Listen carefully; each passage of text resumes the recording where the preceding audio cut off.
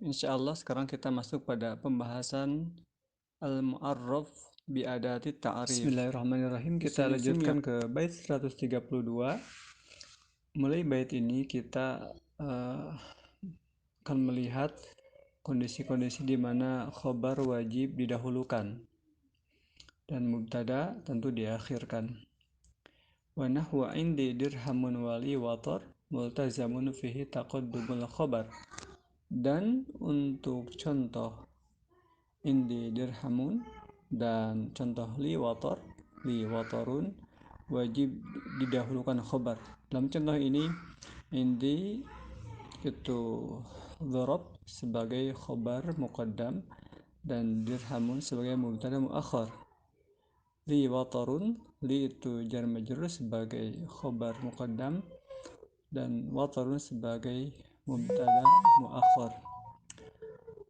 Esensi dari bait ini saya kutipkan penjelasan secara ringkas dari kitab Dalilus Salik, yaitu ketika mubtada itu sebuah isim nakiroh dan dia tidak disifati diantaranya, jadi tidak ada kondisi yang membolehkan dia didahulukan, kemudian khobarnya itu berupa dhorob atau jar majrur, maka dalam kondisi ini khobarnya itu harus didahulukan. Sekali lagi, kalau mubtada'nya itu isim nakiroh dan dia tidak punya pelengkap sehingga dia boleh didahulukan, sementara khobarnya itu berupa dhorob atau jar majrur, maka khobarnya itu yaitu berupa dhorob atau jar majrur itu mesti didahulukan, dan isim nakirah tadi yang sebagai mubtada yang sendiri ya itu mesti diakhirkan. Contohnya adalah ungkapan ba'dal dhaiki farajun. Perhatikan, ba'dal dhaiki farajun. Setelah kesempitan ada kelapangan. Ba'dal dhaiki itu dhorob sebagai khobar muqaddam dan farajun sebagai mubtada muakhar. Farajun sebuah isim nakirah. Di Al-Quran kita dapati a'udzubillahi minasyaitonirrajim dalam surat Qaf, waladaina mazidun. Waladaina mazidun. Waladaina di sisi kami kata Allah, mazidun ada tambahan. Waladaina sebagai khabar muqaddam dan mazidun sebagai mubtada muakhar sebuah isim nakirah. Adapun contoh berupa jar majrur sebagai khabar muqaddam yaitu ungkapan fil ijazi balaghatun. Fil ijazi balaghatun.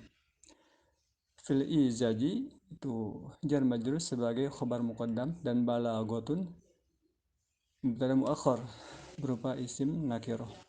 Fil ijazi balaghatun artinya dalam ungkapan yang ringkas, balaghatun ada sisi balagoh yang sangat penting ya. Balaghatun ada sisi balagoh, sebuah makna yang dalam gitu ya. Sementara firman Allah Ta'ala contohnya adalah likulli ajalin kitabun. Likulli ajalin kitabun. Likulli ajalin itu jar majrur, likulli itu jar majrur sebagai khabar muqaddam dan kitabun sebagai mubtada muakhar berupa isim nakirah. Dalam contoh ini, yaitu dalam contoh di mana khabarnya itu berupa dhorob dan atau jar majrur, ini wajib didahulukan. Mengapa? Karena kalau diakhirkan nanti menjadi rancu apakah jar majrur atau dhorob itu sebagai khobar atau sebagai sifat. Kembali ke contoh yang tadi, misalnya ungkapan ba'da dhaiki farajun, kalau kita balik, farajun ba'da dhaiki, farajun ba'da dhaiki. Ini tidak jelas apakah ba'da dhaiki ini sebagai sifat untuk farajun atau sebagai khobar, sehingga kita wajib mendahulukan ba'da dhaiki, dan itu jelas memastikan bahwa ba'da dhaiki itu sebagai khobar untuk mubtada farajun, bukan sebagai sifat. Namun ketika mubtada isim nakroh itu mempunyai sifat, artinya disifati, salah satu kondisi di mana isim nakroh bisa menjadi mubtada. Nah, dalam hal ini boleh mubtada ini didahulukan. Misalnya, rajulun alimun indi, rajulun alimun indi. Rajulun mubtada isim nakroh disifati dengan alimun, dan indi sebagai khobarnya berupa dorob. Boleh kita tukar, indi rajulun alimun, indi rajulun alimun. Jadi rajulun alimun indi maupun indi rajulun alimun tetap rajulun alimun, rajulun sebagai mubtada dan indi sebagai khobar. Contoh lain, wa ajalum musamman indahu, wa ajalum musamman indahu. Ajal isim nakirah sebagai mubtada, musamman itu sifat untuk ajal, ajal yang sudah ditetapkan. Indahu itu dorob sebagai khobar.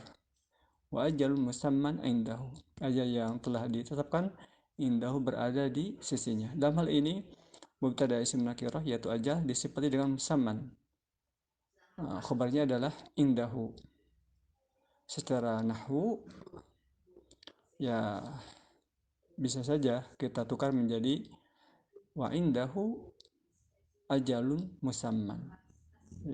Dalam hal ini indahu tetap sebagai khobar dan ajal sebagai mubtada. Ringkasnya,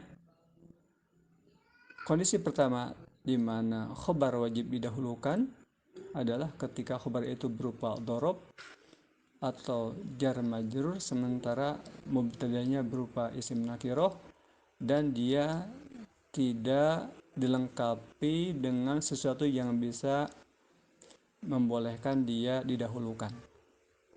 Artinya isim nakirnya itu mubtadanya itu sendiri, ya, tidak disifati dan tidak dilengkapi dengan yang lain, sehingga dalam hal ini khobar berupa jar majrur atau dhob ini mesti didahulukan dan mubtada yang isim nakirah itu mesti diakhirkan.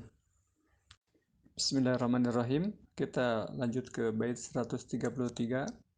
Kadza idza ada alaihim mudmaru mimma bihi anhu mubinan yukhbaru.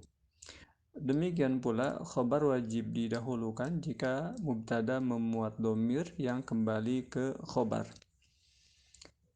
Bait ini menjelaskan kondisi kedua tentang wajibnya mendahulukan khabar, yaitu ketika mubtada itu memuat dhamir yang merujuk atau kembali kepada khabar.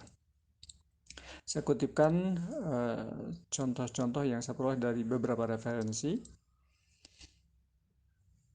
yaitu contohnya adalah misalnya fiddari sakinuha. Fiddari sakinuha. Fiddari itu jar majrur sebagai khobar, didahulukan, dia muqaddam. Sakinuha itu sebagai mubtada yang muakhar, diakhirkan. Perhatikan, sakinuha itu mubtada, dia memuat dhamir ha yang kembali ke khobar dar. Sekali lagi, sakinuha itu mubtada muakhar di mana dia memuat dhamir ha yang merujuk atau kembali kepada khobar, karena ha kembali kepada ad-dar. Fiddari sakinuha, di dalam rumah itu ada penghuninya. Contoh lain dalam surat Muhammad ada potongan ayat, am ala qulubin aqfaluha, am ala qulubin aqfaluha. Ala qulubin itu sebagai khobar muqaddam, aqfaluha itu mubtada muakhar. Perhatikan, aqfaluha itu mubtada yang memuat domir ha yang kembali kepada qulub. Aqfaluha hanya itu domir yang kembali kepada qulub. Am ala qulubin aqfaluha. Kita lanjutkan bait 134. Kada idza yastaujibu tasdiro ka'ayna man alimtuhu nasiro. Demikian pula khobar wajib didahulukan jika khobar itu menuntut posisi awal jumlah. Seperti khobar itu berupa isim istifham atau isim yang diidofatkan pada isim istifham. Pada bait ini juga diberikan contoh, yaitu aina man alimtuhu nasiro. Aina itu isim istifham, dia sebagai khobar. Adapun mubtadanya muakhar, yaitu man yang berupa isim mausul. Adapun alimtuhu nasiro itu silah bagi man. Sekali lagi, aina itu isim istifham sebagai khobar muqaddam, dan man isim mausul itu sebagai mubtada muakhar, sementara alimtuhu nasiro silah mausul man. Jadi sekali lagi, ketika khobar itu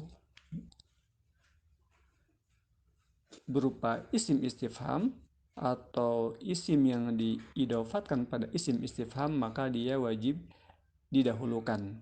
Contoh lain misalnya mata as-safar, mata as-safaru, kapan akan melakukan safar, kapan akan melakukan perjalanan. Atau misalnya dalam firman Allah Ta'ala ada potongan ayat aina syurakaiya, aina syurakaiya.